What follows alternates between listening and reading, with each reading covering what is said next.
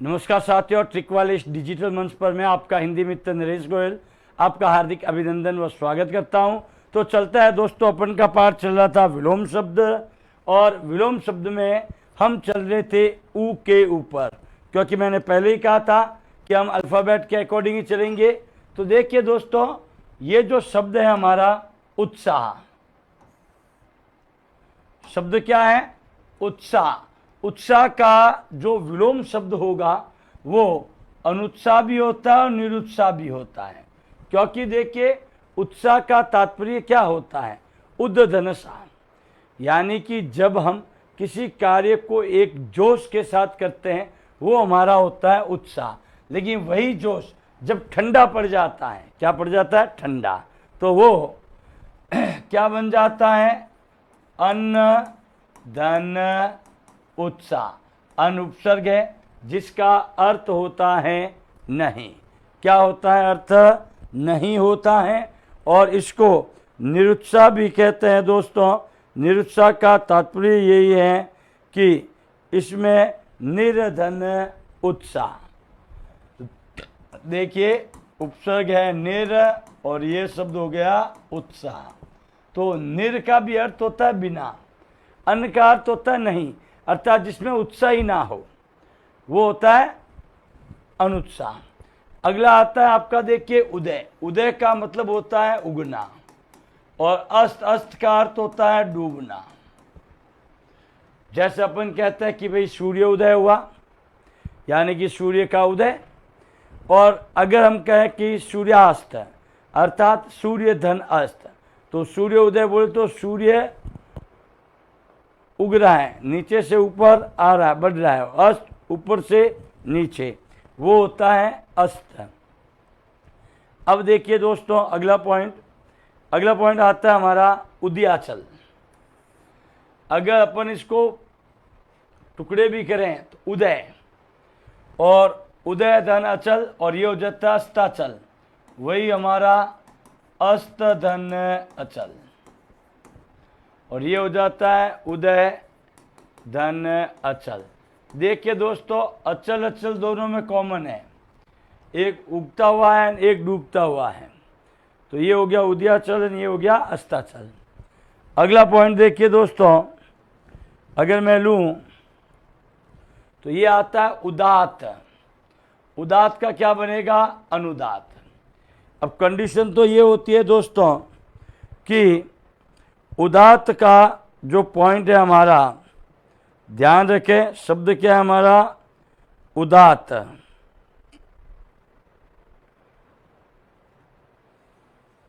तो उदात का अर्थ क्या होता है? ध्यान रखें, उदात का अर्थ होता है ऊंचा या फिर महान। क्या होता है उदात का अर्थ? ऊंचा या फिर महान होता है दोस्तों। तो यहाँ अपन देख सकते हैं कि अनुदात, अनुदात का मतलब होगा अन्न धन उदात, यानी कि जो ऊंचा नहीं है या फिर जो महान नहीं है।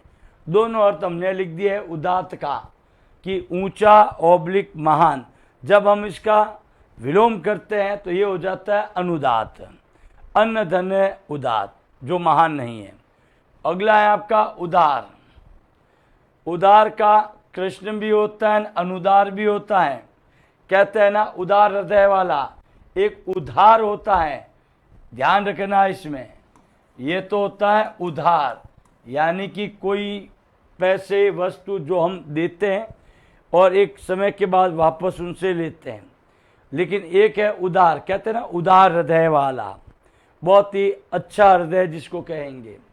अनुदार का मतलब वही है, देखो, अन्न धन उदार। अन्न का अर्थ क्या होता है? न अर्थात नहीं, अर्थात जिसका हृदय खुला नहीं है, क्या होता है? अनुदार। अब आता है दोस्तों उद्घाटन। उद्घाटन का मतलब होता है श्री गणेश करना, कि भाई आज हमारी इस नवीन प्रतिष्ठान का उद्घाटन है।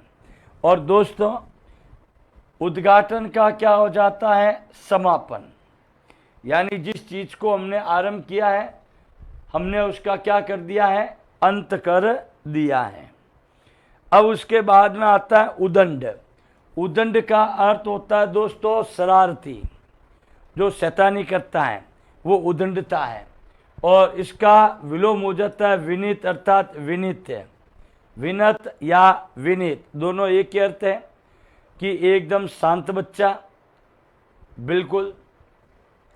अब आता है उदम। ये आ गया देखिए, उदम और एक है आलस्य। उदम यानी कि फुर्तीला। उदम का अर्थ क्या होता है, उद्यम है, ध्यान रखना। इसका अर्थ होता है फुर्तीला। और आलस्य, तो फुर्तीला का आलस्य से तात्पर्य सुस्त से ले लो। किससे ले लो, सुस्त से। एक कोई भी कार्य करते हैं अपन बड़ी तरोताजगी के साथ करते हैं तो वो होता है हमारा क्या, उद्यम। और एक उसी में आलस आ जाता है, कर लेंगे, देखते हैं। अगला पॉइंट देखिए दोस्तों, उद्यमी। उद्यमी का अर्थ होता है जो कोई काम धंधा करता है उद्योग धंधों का, वो होता है उद्यमी। और निरुद्यमी, निर्धन उद्यमी।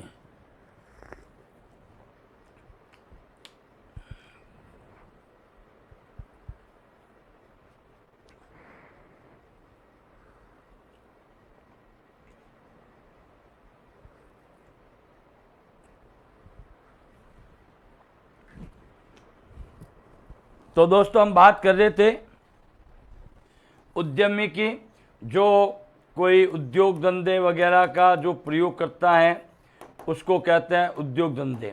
वो होता है उद्यम करने वाला। और ये होता है निरुद्यमी अर्थात निर्धन उद्यमी। अब देख लीजिए, निर का अर्थ होता है बिना, यानी कि जो बिना रोजगार का है, बिना उद्योग धंधों वाला है, उसके लिए क्या आता है, निरुद्यमी। उसके बाद में आता है उन्नत। उन्नत का हो जाता है अवनत। ये अ के दौरान हमने किया था अवनत का उन्नत, तो ध्यान रखना वही बात है। उन्नत बोले तो जो ऊपर शीर्ष पे बढ़े, अवनत बोले तो जो ऊपर से नीचे आए।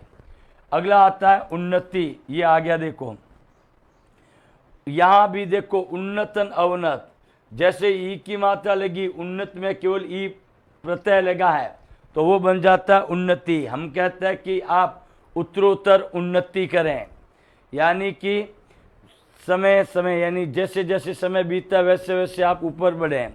और इसमें भी देखो अवनत में ई प्रत्यय का प्रयोग हो गया है, और प्रत्यय लगते ही ये उन्नति का क्या हो गया दोस्तों, अवनति हो जाता है। अगला आता है दोस्तों उन्मिलन। ध्यान रखना, उन्मिलन है, और उन्मिलन का हो जाता है निमिलन।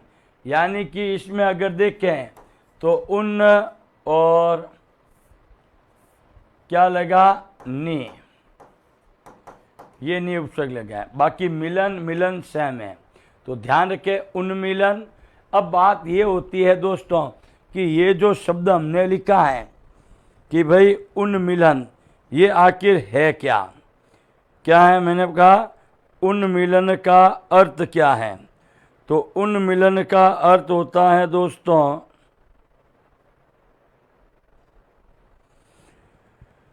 यानी कि खिलना। क्या होता है, खिलना। ये ध्यान रखना, ये होता है खिलना, या फिर इसको हम आंख खुलना भी कह सकते हैं। क्या कहते हैं, उन्मिलन का अर्थ क्या है, खिलना या फिर आंख खुलना कहते हैं। और जैसे निमिलन करते हैं तो क्या हो जाता है, आंखों का बंद करना। अगला आता है उन्मुख। शब्द बड़ा शानदार है, ध्यान रखें। शब्द हमारा क्या है, उन्मुख है। क्या है, उन्मुख। जब हम दोस्तों उन्मुख की बात करते हैं तो ये बनता है हमारा उन्मुख।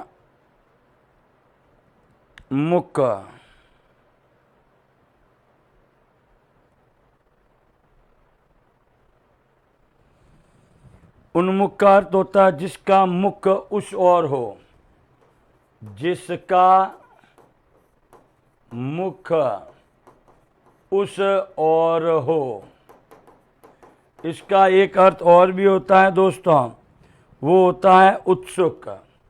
क्या होता है? उत्सुक। तो उन्मुख का क्या हो गया? विमुख। जिसका मुख उस और ना हो, विशेष की ओर होता है, वो क्या बन जाएगा? विमुख। उसके बाद में आता है उन्मूलन। उन्मूलन का हो जाता है क्या?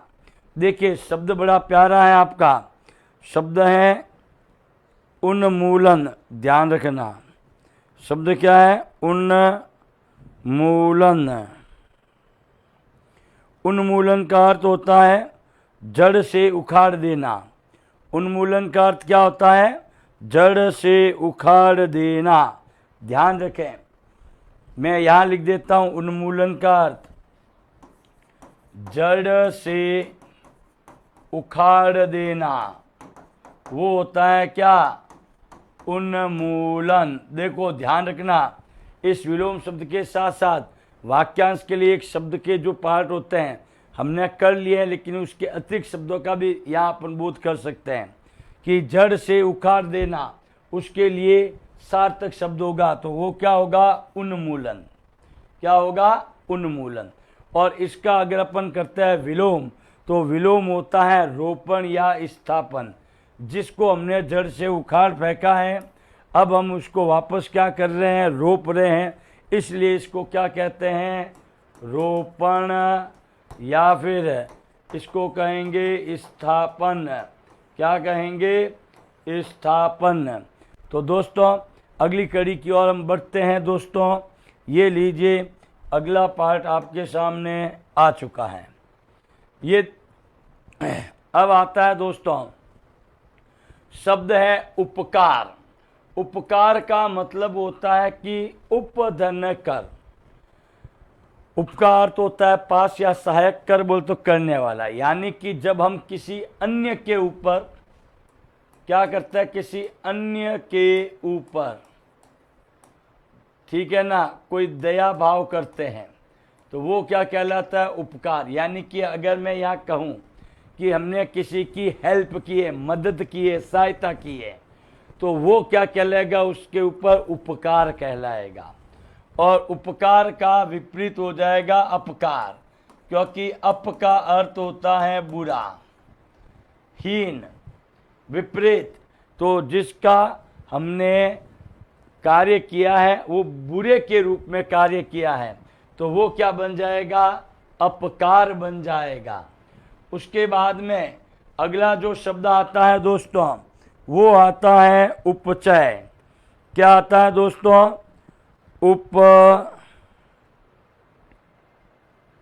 उपचय।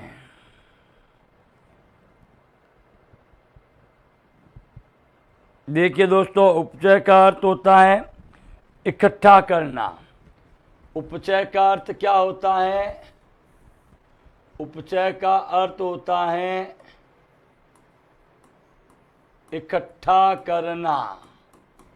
और अपचय, ये इसका क्या हो गया? विपरीत हो गया, अपधनचय। ये देखो अपधनचय, चय से तात्पर्य अपने जो क्या इकट्ठा करना। अपचय का मतलब होता है क्या? खर्च करना। क्या हो जाएगा? खर्च से। ये देखो अपचय का अर्थ क्या हो जाएगा? खर्च करना, यानी कि क्षति या हानि। हानि लिख दो या क्षति लिख दो, एक ही बात है। अब उसी प्रकार से देखिए दोस्तों, अगला जो शब्द आता है हमारे सामने, वो आता है उपचार का। किसका आता है दोस्तों? उपचार। अब देखो उपचार की जब हम बात करते हैं तो किसी मतलब रोगी व्यक्ति का या कोई चोटिला व्यक्ति है, उसके लिए अपन जो दवाई वगैरह लगाने का काम करते हैं वो क्या कहलाता है? उपचार। और यही अगर आप बुरे कार्य के लिए करते हो, ये देखो अपधनचार। तो ये आपका क्या? बुरा, हीन, विपरीत के लिए आता है। अगला आता है उपतय का। ये बड़ा शानदार शब्द है, ये ध्यान रखना। उपतय का। और क्या है? उपतय का, ध्यान रखें। उप यानी कि उपतयका का अर्थ होता है दोस्तों जो हमारे उपतय का ये होता है तराई या घाटी, यानी कि तराई, तराई बोले तो पहाड़ी का निचला भाग, चाहे पर्वत हो तो पर्वत का जो नीचे का जो समतल मैदान होता है नीचे का, वो तो है उपतय का। इसका विपरीत क्या हो जाता है? अधितय का। क्या हो जाता है? अधितय का। तो अधितय का की जब अपन बात करते हैं दोस्तों, अधितय का ये होता है, अधितय का,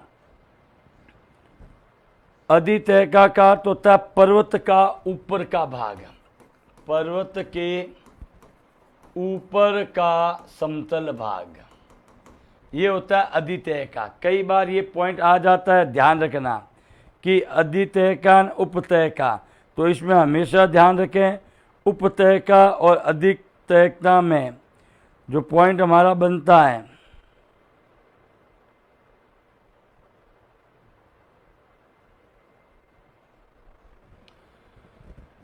अधितय का पहाड़ी मैदान जिसको कहते हैं अपन, उसको क्या कहते हैं? वही पर्वत के भाग, पहाड़ी मैदान, वो क्या होगा? अधितय का। अब आता है दोस्तों उपमेय।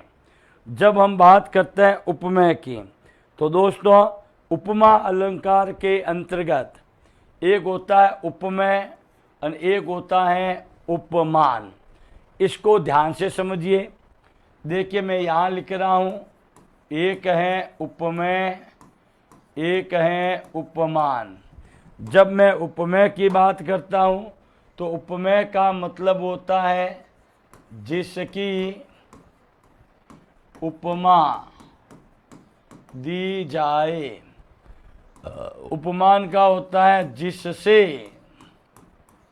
उपमा दी जाए। दोनों के अंदर अगर मैं इसको शॉर्ट ट्रिक में कहूँ तो उपमेय होता है प्रस्तुत और उपमान होता है अप्रस्तुत। जैसे मैंने कहा कि नव्या का मुख चंद्र जैसा सुंदर है। इसमें आप देखिए उपमेय का क्या बनता है? उपमान। उपमेय का मतलब होता है प्रस्तुत, अर्थात जिसकी उपमा दी जाए, उपमा अलंकार के अंतर्गत। तो यहाँ किसकी उपमा दी जा रही है? यहाँ दी जा रही है नव्या के मुख की। किसकी जा रही है? नव्या के मुख की। तो नव्या का जो मुख है वो तो है उपमेय, और इसकी उपमा किससे दी जा रही है? जिससे, जिसकी, तो किससे दी जा रही है? चंद्रमा से। तो चंद्र क्या हो गया? उपमान। तो उपमेय का विलोम शब्द क्या हो जाएगा? उपमान। अगला आता है उपयुक्त। उपयुक्त का मतलब होता है दोस्तों जिसका हम उपयोग कर सकें, वो क्या कहलाएगा? उपयुक्त। और उपयुक्त का विलोम क्या हो जाएगा? अनुपयुक्त। सॉरी, क्या हो जाएगा? अन्न धन उपयुक्त। अन्न का मतलब भी होता है ना, अर्थात जिसका हम उपयोग नहीं ले सकते हैं, वो क्या होता है? अनुपयुक्त होता है। इसलिए कहते हैं कि अध्ययन करते समय आप उपयुक्त पाठ्यक्रम का चुनाव करें कि भाई हमें क्या पढ़ना है, कितना समय देना है, वो आपकी उपयुक्तता को दर्शाता है। अगर आप जो टॉपिक ही नहीं आ रहा है उसके ऊपर आप रटे जा रहे हो, कर रहे हो, तो वो आपका क्या है? अनुपयुक्त पाठ्यक्रम होगा। अगला आता है उपमेय, अनुपमेय।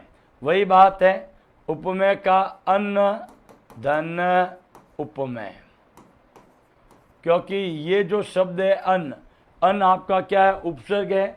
और वैसे भी हम पहले भी इसके बारे में कह चुके हैं कि जहाँ अन्न का प्रयोग होता है वहाँ किसका अर्थ होगा? न का, यानी कि जो उपमेय ना हो। अगला देखो उपयोगी। उपयोगी का क्या हो गया? अनुपयोगी। वही उपयोगी बोले तो जो उपयोग में लिया जाए, उपयोग में लिया जाए, और अनुपयोगी बोले तो अन्न धन उपयोगी, जो उपयोग में नहीं लेने के योग्य होते हैं वो होते हैं अनुपयोगी। जैसे अगला हम लेते हैं ऊपरी। ऊपरी का मतलब होता है ऊपर का। किसका अर्थ होता है? ऊपर का। ये होता है निम्न या अध। तो निम्न का अर्थ होता है नीचे से। जैसे कि अगर हम कहें पहले समय में जो वर्ण व्यवस्था थी उसमें मुख्य 4 वर्णों को बांटा गया था, ब्राह्मण, क्षत्रिय, वैश्य और शूद्र। इन चारों में सबसे ऊपरी वर्ण था वो था ब्राह्मण और सबसे निम्न वर्ण था वो था शूद्र। तो निम्न या अध। अगला देखिए शब्द आता है उपस्थित। उपस्थित का मतलब होता है हाजिर। उपस्थित का मतलब होता है हाजिर या प्रस्तुत। चाहे आप प्रस्तुत कहें चाहे आप हाजिर कहें, ठीक है। अनुपस्थित का मतलब होता है अन्न धन उपस्थित, जो प्रस्तुत ना हो, जो हाजिर ना हो वो क्या कहलाएगा? अनुपस्थित। अगला देखिए दोस्तों, ये प्रश्न आपके कई बार एग्जाम में आ चुका है, ये ध्यान रखें। क्या कहा मैंने? कई बार ये एग्जाम में आ चुका है। पॉइंट है आपका उर्वर। क्या है? उर्वर। ध्यान रखें, उर्वर का जो अर्थ होता है वो होता है दोस्तों उपजाऊ। क्या होता है? उपजाऊ। ये देखिए उपजाऊ, ये होता है उपजाऊ। क्या होता है दोस्तों? उपजाऊ। इसको वापस लिख देता हूं मैं। ये देखिए इसका अर्थ होता है, अरे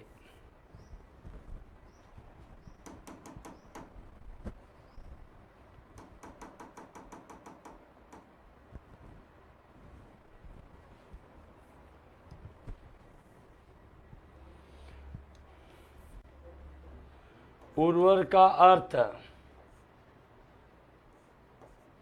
इसका अर्थ होता है उपजाऊ। और अनुवर, अनुवर बोले तो अन्न धन उर्वर। ऊसर कहूँ तो ये होता है उपजाऊ का अनुपजाऊ। क्या होता है? अनुपजाऊ, या फिर इसको कह सकते हैं अपन बंजर। क्या कह सकते हैं? बंजर। जो जमीन बंजर वाली होती है वही हमारी क्या होती हैं? अनुपजाऊ। तो दोस्तों आगे चलते हैं अगली कड़ी की ओर। अगली कड़ी हमारे सामने आता है दोस्तों, वो है उर्वरा। वही है उर्वरा है, उसका वही ऊसर या अनुवरा। केवल देखो उर्वर में आ प्रत्यय का प्रयोग किया है। तो जैसे इसमें आ प्रत्यय हुआ था, देखो ध्यान से, इसमें आ प्रत्यय तो इसमें भी आ प्रत्यय, देखो अनुवरा, ऊसर का ऊसरा। अब आता है दोस्तों उष्ण। उष्ण का मतलब होता है गर्मी। क्या होती है? गर्मी। शीत या शीतल, गर्मी का क्या हो जाएगा? शीत, ठंडा। तो यानी कि उष्ण का हो जाता है शीत या शीतल। शीतल का अर्थ क्या होता है? ठंडा, ठीक है ना। एक तो गर्म होता है, तो गर्म का विपरीत करता है तो क्या होता है? ठंडा। जैसे गर्म चाय, ठंडी आइसक्रीम। तो उष्ण जो होता है वो आपको ताप को दर्शाता है, गर्मी को दर्शाता है। जबकि शीत, शीत ठंडक को दर्शाता है, जिसको हम शीतल भी कहते हैं। अगला पॉइंट आता है आपका दोस्तों उपसर्ग। उपसर्ग का मतलब है उपधन सर्ग। सर्ग का अर्थ होता है अध्याय। क्या होता है? अध्याय होता है। तो उप का मतलब होता है पास या सहायक। ध्यान रखना, सर्ग का सर्गी है, लेकिन उपसर्ग का विलोम शब्द क्या बन जाता है? परधन सर्ग। देखो सर्ग सर्ग, सरकार तो वही अध्याय, पर बोले तो दूसरा। एक तो सहायक है, अनेक भिन्न है दूसरा, तब इसको क्या कहते हैं? पर सर्ग। तो चलिए दोस्तों अगली कड़ी की ओर हम बढ़ते हैं। ये लीजिए, अगला पॉइंट आता है बड़े ऊ का। बड़े ऊ की जब हम बात करते हैं दोस्तों, क्योंकि अल्फ़ाबेटिकली हम चल रहे हैं, तो इसका जो पॉइंट बनता है दोस्तों वो हम ले रहे हैं बड़े ऊ से, शब्द लिया हमने ऊर्ध्व। क्या लिया भाई? ऊर्ध्व। ऊर्ध्व का जो अर्थ होता है दोस्तों, वो होता है ऊपर की ओर गया हुआ। क्या होता है? ऊपर की ओर गया हुआ। इसको हम कह सकते हैं ऊंचा, ऊर्ध्व। और ऊर्ध्व का जब अपन विलोम शब्द करते हैं दोस्तों, तो इसका अर्थ हो जाता है अध। अध का अर्थ होता है नीचे, या फिर इसको कह सकते हैं अपन तल। क्या कह सकते हैं? तल कह सकते हैं। तो यहाँ अपन देख सकते हैं ऊर्ध्व। ऊर्ध्व का अर्थ होता है ऊपर उठा हुआ, ऊंचा। और ऊर्ध्व का विलोम शब्द क्या होगा? अध। अध का अर्थ होता है नीचे, या फिर हम इसको कह सकते हैं तल के बारे में। ठीक है दोस्तों, आगे बढ़ता हूं मैं। ये लीजिए, अगला पॉइंट आता है ऊर्ध्वगामी। देखो यहाँ बहुत शानदार पॉइंट है। शब्द क्या है? ऊर्ध्वगामी, यानी कि जो ऊपर की ओर गमन करता है, यानी कि ऊपर की ओर गमन। और ये क्या हो गया? अधोगामी। अधोगामी में देखो ओ की मात्रा है। जब मैं इसका विच्छेद करता हूं दोस्तों, तो ये हो जाता है अध धन गामी। गामी में ई है प्रत्यय। ध्यान रखना, गमन से क्या बना है? गामी, यानी कि जो नीचे की ओर गमन करें। अब आता देखो उड़ा। ये बहुत शानदार शब्द है। शब्द क्या है आपका? ऊढ़ा। जैसे कि अपन ने संधि के दौरान एक शब्द का प्रयोग किया था, अगर आपको याद हो तो।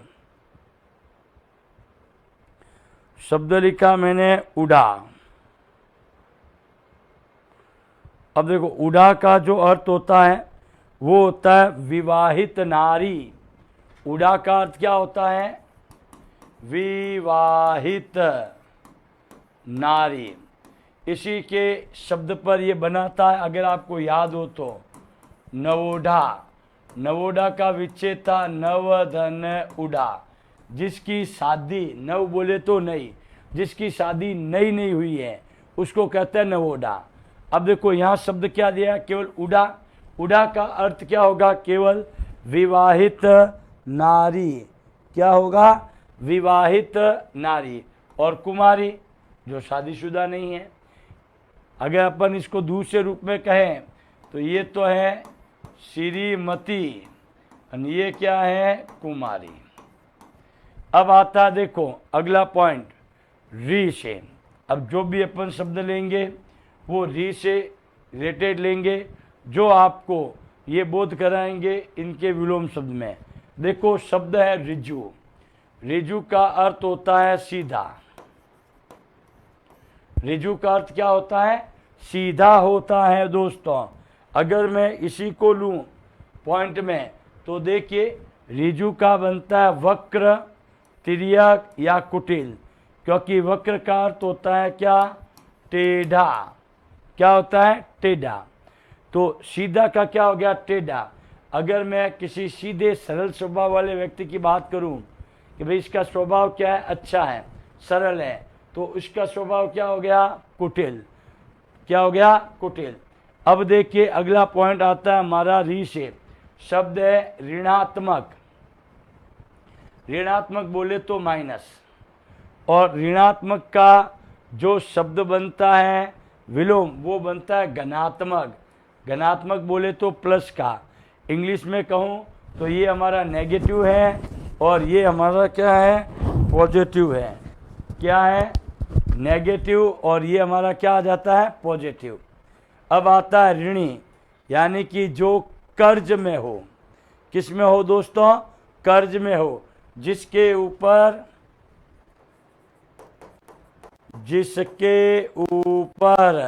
क्या हो? कर्ज हो, वो कहलाता है ऋणी। और जिस पर कर्ज ना हो जिस पर कर्ज ना हो उसको क्या कहते हैं? ऋण। क्या कहते हैं? ऋण कहते हैं दोस्तों, ध्यान रखें। चलिए अगले पॉइंट की ओर हम अग्रसित होते हैं दोस्तों। अगला आता है हमारा, देखिए ये थोड़ा सा मैं इसको छोटा कर देता हूं।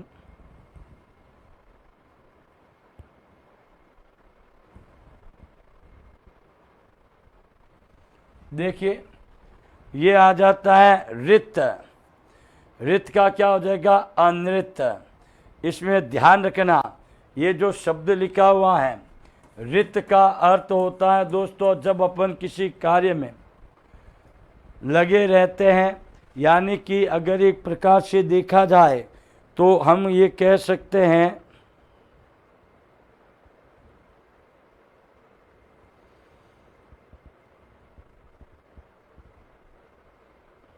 रित का अर्थ मुक्ति, मोक्ष या फिर सत्य है। क्या कहेंगे इसको? रित को मुक्ति, मोक्ष कहते हैं ना इसको, तो मोक्ष की प्राप्ति हो गई। क्या हो गई? मोक्ष की प्राप्ति। या फिर इसको अपन एक पॉइंट और भी है, वो है दोस्तों सत्य। ध्यान रखें, शब्दों के अर्थ का आपको बोध होना चाहिए। मृत का अर्थ क्या है? मुक्ति, मोक्ष या फिर सत्य। जब हम इसका विलोम करते हैं तो रित का हो जाता है अनृत। अनृत का मतलब देखिए ये बन जाता है अन्न धन रित, अर्थात अन्न का अर्थ होता है नहीं ना, अर्थात जिसको मुक्ति नहीं मिली हो, जिसको मोक्ष ना मिला हो, जो सत्य ना हो। सॉरी, क्या कहा? जो सत्य ना हो। आगे बढ़ता हूं दोस्तों, ये लीजिए अगला पॉइंट आपके सामने आ चुका है। ये लीजिए अगली स्लाइड आपके सामने। ये अब आता है ए से। किससे आता है? ए से। यानी कि ए से बनने वाले विलोम शब्द हमारे कौन कौन से हैं? तो देखो शब्द है एक, यानी कि जिसकी संख्या ही एक ही हो, और जब वह संख्या अनेक यानी कि एक से अधिक। अगर मैं इसको इस पॉइंट में दर्शाऊं तो ये बनता है अन्न धन एक, यानी कि जो एक नहीं है, अर्थात जो एक नहीं है तो इसका मतलब ही क्या हुआ? जो एक से ज़्यादा है, इसलिए उसको क्या कहते हैं? अनेक। नेक्स्ट आता है दोस्तों एक तंत्र। जैसे उसके लिए कह सकते हैं उसका संचालन करने वाला एक ही हो। संचालन करने वाला क्या होगा? एक ही। एक होता है बहुतंत्र। बहुत का अर्थ होता है अधिक, यानी कि जिसका संचालन, जिसका तंत्र करने वाले अधिक होते हैं, वो होता है दोस्तों बहुतंत्र। अब बहुतंत्र के बाद शब्द आता है एकल। एकल का मतलब होता है दोस्तों जो अपने एकांत में ही अकेला ही रहता है, उसे अन्य किसी की आवश्यकता नहीं होती है, वो होता है हमारा क्या? एकल। और एकल का होता है बहुल, एक से अधिक। जैसे अपन देख सकते हैं एकल परिवार, और एक होता है आपका बहुल परिवार। बहुल परिवार की जब हम बात करते हैं तो पूरा बड़ा कुटुंब आ जाता है। पूरा क्या आ जाता है? कुटुंब। अगला देखिए एकत्र। एकत्र का अर्थ होता है एक ही जगह एकत्रित करना। वो क्या होता है? एक जगह इकट्ठा। और एकत्र का क्या हो जाएगा? सर्वत्र। सर्वत्र का मतलब होता है सर्व। सर्व बोले तो सभी जगह, तो जहाँ सभी जगह इकट्ठे हो वो क्या कहलाएगा? सर्वत्र, या फिर इसको विकीर्ण भी कह सकते हैं। अगला आता है एकाग्र। देखिए दोस्तों साइकोलॉजी के अंतर्गत एकाग्र का मतलब होता है जो एक ही है, अग्र है, आगे है, वो होता है एकाग्र, अर्थात उसको किसी अन्य की आवश्यकता नहीं है। जबकि इसका दूसरा होता है चंचल, जो सबके साथ अपने व्यवहार से अपनी ओर आकर्षित कर लेता है, इसलिए कहते हैं अंतर्मुखी और बाह्यमुखी। एकाग्र जो होगा ये आपका अंतर्मुखी होगा। कौन सा होगा? अंतर्मुखी। और जो चंचल होगा वो होगा आपका बाह्यमुखी, क्योंकि दोस्तों ये अपने स्वभाव से सभी को क्या करता है? अपनी ओर आकर्षित करता है। चलिए दोस्तों, वही एकाकी, तो एक अंक की होती है, वो होती है एकाकी। और समग्र, समग्र बोले तो सभी को सम्मिलित कर देना, वो क्या कहलाएगा? समग्र। अगला आता है दोस्तों एक देशीय। क्या आता है? एक देशीय। एक देशीय का मतलब केवल एक देश से ही है। किससे है? एक देश से। और यह है बहुदेशीय। बहु का मतलब होता है अधिक, यानी कि अधिक देश से जिसका संबंध होता है वो कहलाएगा बहुदेशीय। ध्यान रखना, बहु और सर्व, इसका विशेष ध्यान रखें। कई जगह आपके सर्व का प्रयोग करके विलोम में कन्वर्ट किया है। जैसे देखिए, एकत्र, सर्वत्र, एक देशीय, सर्वदेशीय। सर्व बोले तो सभी, तो जब अपन सभी देशों से बात करें तो वो क्या कहलाएगा? हमारा सर्वदेशीय। नेक्स्ट बताता हूँ दोस्तों, ये लीजिए। अगला पॉइंट आता है आई से। ए के बाद आई है। अब देखिए, आई का जब अपन प्रयोग करते हैं तो ये बनता है ऐक्य। ऐक्य जो निर्माण हुआ है वो आपके एक धन य से। अब चूंकि यह है तो ये एक की जो मात्रा थी हमारे, तो ये बन जाती है इक में। इसको बोलते तो एक ही है, लेकिन अगर मूल शब्द देखा जाए तो ये होता है इक। इक बोले तो एक, और एक का हो जाता है अनेक्य, अन्न धन ऐक्य। तो अन्न का अर्थ होता है नहीं, अर्थात जो एक नहीं हो, अनेक्य हो जाता है। उसके बाद में आता है देखो ऐच्छिक।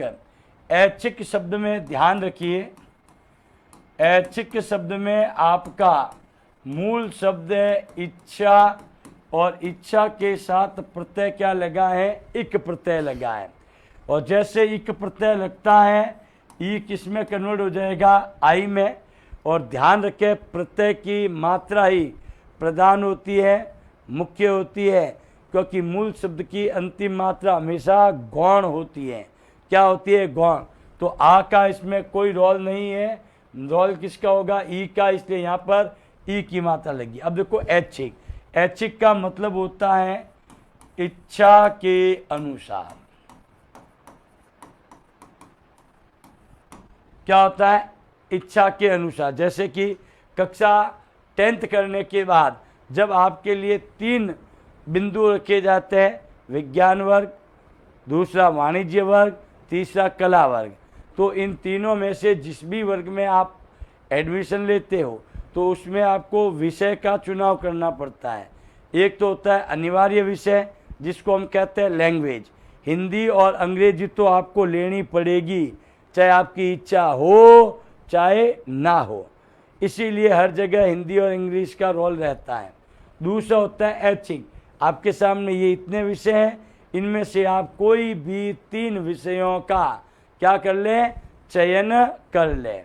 तो ये होता है ऐच्छिक। ऐच्छिक का क्या होगा? ये रहा अनिवार्य, जो अभी मैंने कहा है, ये तो आपको लेना ही है, इसमें आपकी कोई इच्छा कार्य नहीं करेगी। अब आता है देखिए दोस्तों ऐतिहासिक। ऐतिहासिक का अर्थ होता है इतिहास से। जैसे कि दोस्तों इतिहास पढ़ाते हैं तो इतिहास के अंतर्गत हम ऐतिहासिक बातों का ही वर्णन करते हैं। फलाना किला उसने बनाया, इतिहास से संदर्भ है। उसका होता है अनैतिहासिक। अनैतिहासिक बोले तो अन्न धन ऐतिहासिक, वही है, एक प्रत्यय लगा है तो इसका मूल शब्द होता है क्या? इतिहास, जिसमें हम इतिहास की बात करते हैं। किसकी बात करते हैं दोस्तों? इतिहास की। अगला आता है ऐश्वर्य। ऐश्वर्य का मूल शब्द होता है ईश्वर।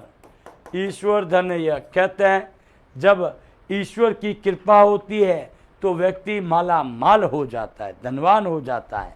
और वही जब ईश्वर की कृपा नहीं होती है तो वो गरीब रहता है, दारिद्र्य रहता है। दारिद्र्य का अर्थ क्या है? गरीब है। और ये हलन था, हलन, दारिद्र्य। इसको अनैश्वर्य भी कहते हैं।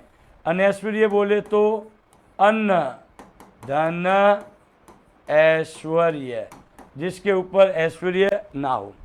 अगला आता है दोस्तों ऐहिक। ऐहिक में एक प्रत्यय है, यह धनिक, यह पारलौकिक। पारलौकिक में ये होता है परलोक से, क्योंकि परलोक में एक प्रत्यय बनते ही प का क्या बन जाएगा? पा र लौ, क में ई और ये क क्या बन जाएगा? पारलौकिक। यानी कि जो इस लोक से संबंध ना रखे, वो होता है परलोक। चलिए दोस्तों अगला हम बढ़ते हैं ओ और औ की ओर। क्या है? ओ और औ दोनों को एक साथ ले रहे हैं क्योंकि इसमें ज़्यादा ही इतने है नहीं। देखिए शब्द है ओजस्वी। ओजस्वी में ओज मूल शब्द है। क्या है? ओज। ओज का मतलब होता है दोस्तों उत्साह।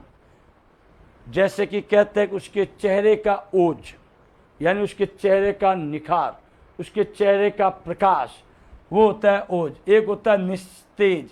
निस्तेज का मतलब होता है निधन तेज, यानी ओज को अपन कह सकते हैं तेज से। तो जिसमें तेज ही नहीं है, क्योंकि जब इसका विच्छेद करते हैं या उपसर्ग करते हैं तो ये बनता है निस्धन तेज। निस का अर्थ होता है बिना। क्या होता है? बिना ऑब्लिक बाहर। तो जिसके अंदर किसी प्रकार का तेज ही नहीं है वो क्या कहलाएगा? निस्तेज कहलाएगा। अगला आता है औचित्य। औचित्य में मूल शब्द है उचित। यह क्या लगा है? प्रत्यय।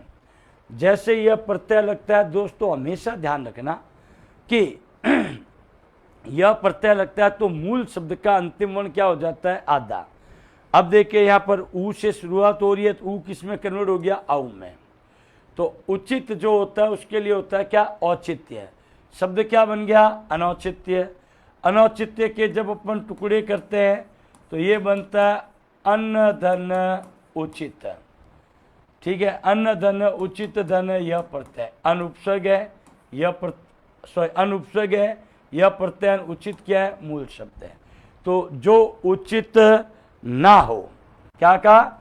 जो उचित ना हो वो क्या कहलाएगा? अनौचित्य। अगला आता है औदार्य। औदार्य में मूल शब्द है उदार।